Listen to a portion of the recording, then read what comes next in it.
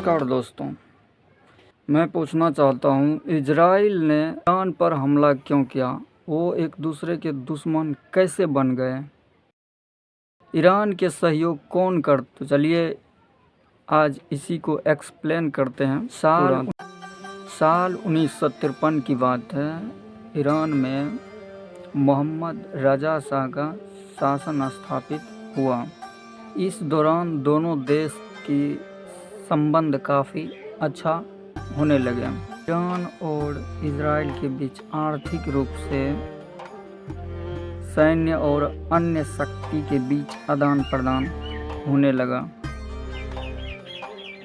यही नहीं, ईरान से इजराइल को तेल मिलता था, इसके बदले में उन्हें सैन्य शक्ति और हथियार भी दिया जाता था।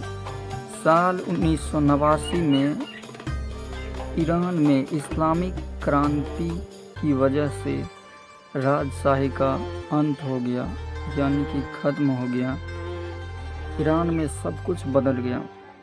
इस्लामिक क्रांति के बाद ईरान और इजराइल के सारे संबंध टूट गए और उनके बीच दुश्मनी पैदा हो गई। ईरान एक इस्लामिक देश बन गया और वहाँ अयतुल्लाह अली खamenei ईरान के सर्वोच्च लीडर बने। इस्लामिक क्रांति का परिणाम यह रहा कि ईरान में इस्लामिक कानून भी लागू हो गए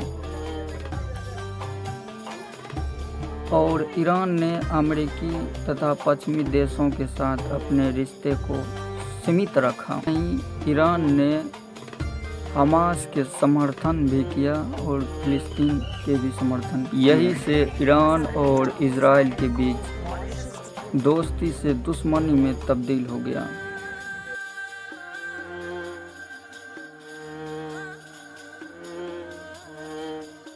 ईरान के सर्वोच्च नेता अयतुल्लाह खamenei मोहम्मद खamenei ने शुक्रवार को अरब के मुसलमानों को इजराइल के खिलाफ आगे आने की, ईरान की ग्रैंड मस्जिद में नमाज पढ़ने के ईरान से लेबनान तक मुसलमान एक हो जाए। उन्होंने इजराइल की नामो निशान मिटा देने की। इतिहास पर अगर एक नज़र डाले तो दोनों देश के बीच पनपते इस मतभेद की शुरुआत 1982 से हुई, जब ईरान ने लेबनान युद्ध के दौरान लेबनानी शिया और फिलिस्तीन आतंकवादियों का समर्थन किया था। संयुक्त बयान में यह कहा गया कि खुफिया जानकारी के आधार पर वायु सेना के फाइटर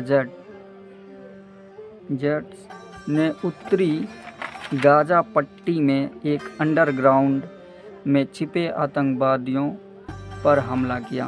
हसन नसरुल्लाह इजराइल हमले में मारे गए हिजबुल्लाह ढंग से अंतिम संस्कार भी नहीं किया। हसन नसरुल्लाह को अस्थायी रूप से एक गुप्त स्थान पर दफनाया गया। ऐसा इसलिए किया गया कि ईरान को डर था कहीं इजराइल इनके ऊपर भी हमला ना कर